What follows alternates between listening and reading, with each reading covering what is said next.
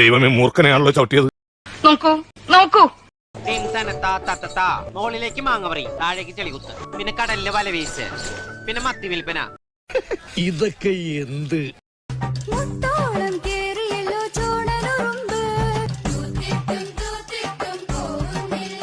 ഈശ്വര, ഇവിടെ ആരുമില്ലല്ലോ ഇതൊന്ന് പറഞ്ഞു ചിരിക്കാനായി.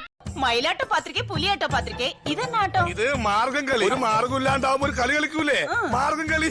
നിനക്ക് ഡാൻസ് അറിയോ? ഇല്ല. ആശ്വാസമായി.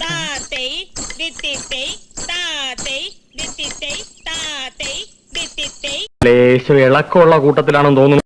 സ്കൂളിൽ പഠിക്കുമ്പോ ഡാൻസിനും പാട്ടിനും ഒക്കെ ഞാൻ മിടുക്കിയായിരുന്നു.